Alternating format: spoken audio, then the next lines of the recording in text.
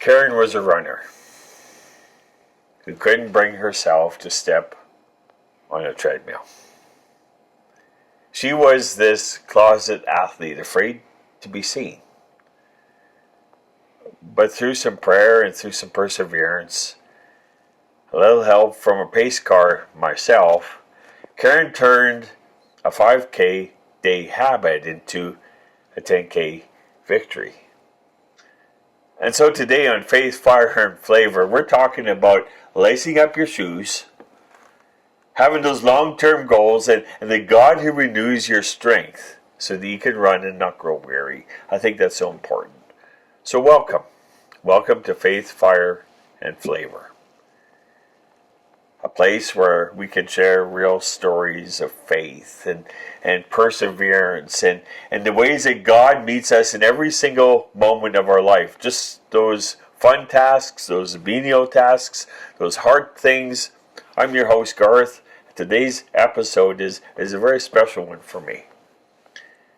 I'm sitting down with my wife, Karen, and she shares and will share her powerful and deeply personal running story.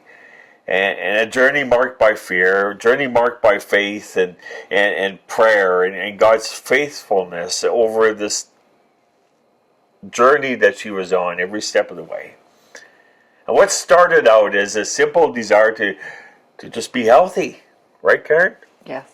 To become something far deeper than that, a testimony of how God gives strength and how fear feels overwhelming and can be having victory over that, and how obedience, even those small steps, can lead to a breakthrough, and those chains can come off, right? Yes.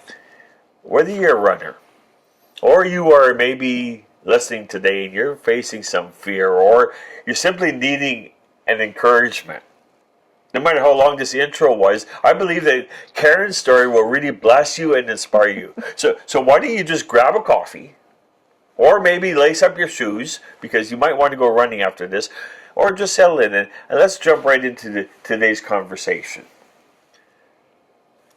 Karen, will you share with us your amazing story about how you began this running journey?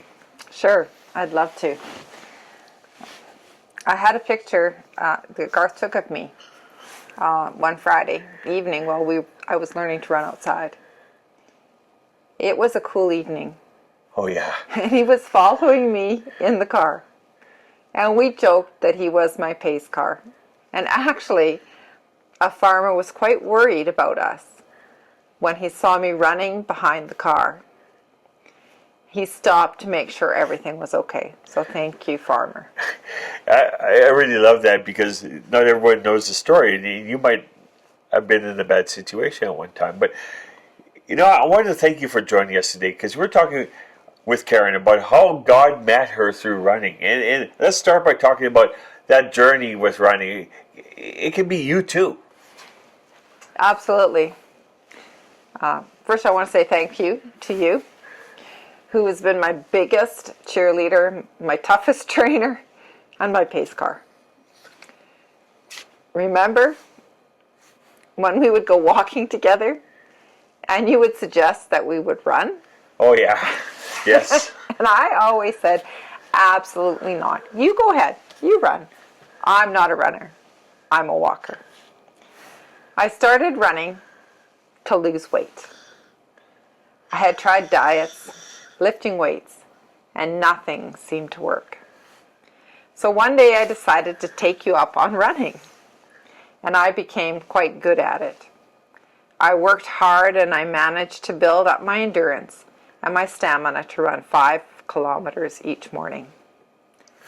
I called it my 5K a day plan. I knew every route around our small town and could picture each milestone in my head, especially during the winter months when I ran inside. I even participated in some 5-kilometer races close to home and reached my goal of under 30 minutes for 5 kilometers. I really love that journey, because I remember Karen said, well, you should run with me. I said, I did all that in high school, and if I started running, you'd just quit. And I wanted it to be her sport. And that sounds like quite an accomplishment, Karen. Can you tell us what happened next when we moved to a new town nearly 10 years ago? Well, we moved back to Saskatchewan in the fall of 2016. And I felt this is where God had called us. Both Garth and I felt this. We were coming back here to Garth's hometown. It was full of excitement and exciting changes with a new house, new neighbors, new job. It was a good move for both of us, and everything seemed very, very good. Yet, it came with many different challenges. One of the challenges I faced was that I kept gaining weight despite of my efforts. Garth would often say to me, "Karen, you need to run again, like you used to." However, I couldn't even bring myself to step on the treadmill, let alone run. There was something powerful blocking me, something I couldn't even quite identify. It was a strong, irrational fear I had, a stranglehold on my life.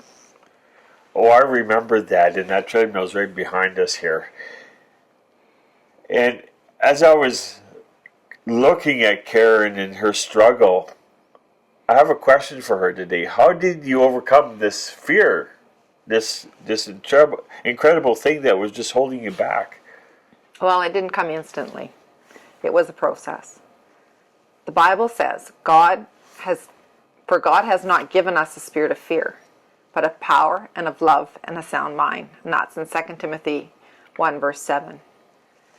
After much fervent prayer and with Garth's help and encouragement, I managed to actually step onto the treadmill. That was such a big breakthrough. I remember him taking my hand and helping me step onto the treadmill. I couldn't do anything else.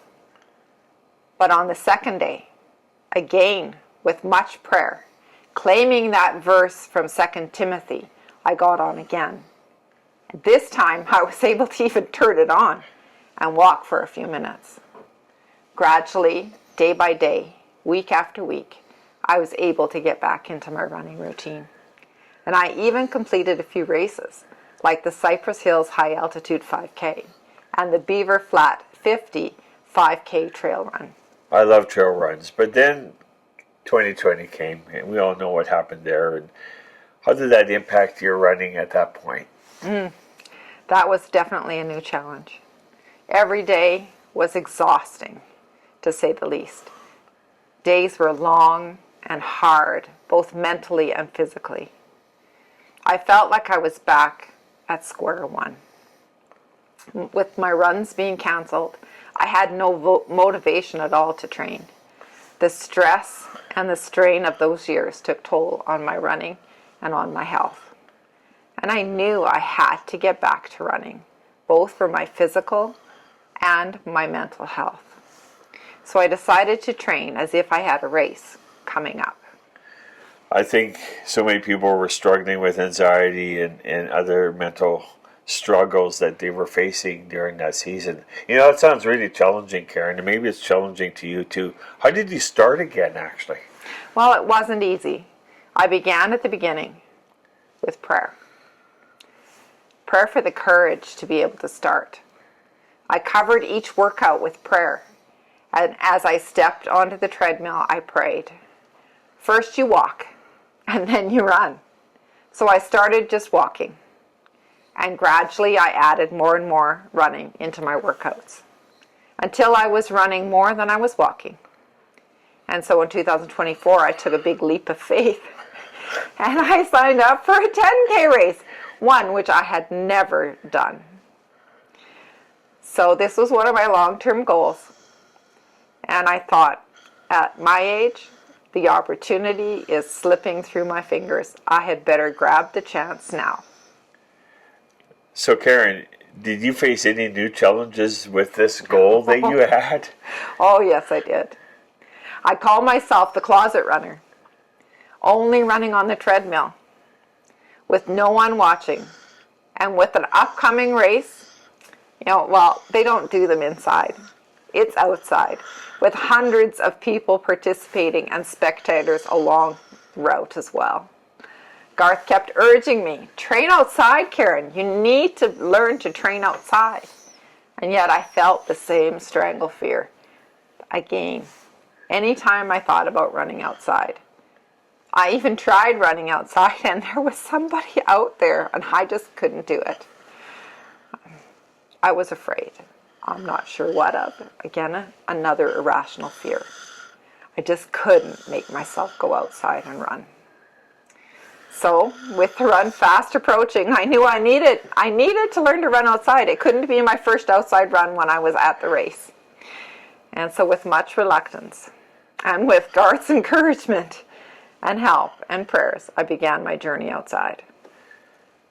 So how are you feeling about the upcoming run as you were getting closer and closer to that date in September, way back in 2024, right? Mm-hmm. Yeah, I remember that. I was scared. I had to learn to run outside. And so we did the same thing. We got in the car and we found an old we thought abandoned road. and we prayed, and then I started to run. And I didn't do very well.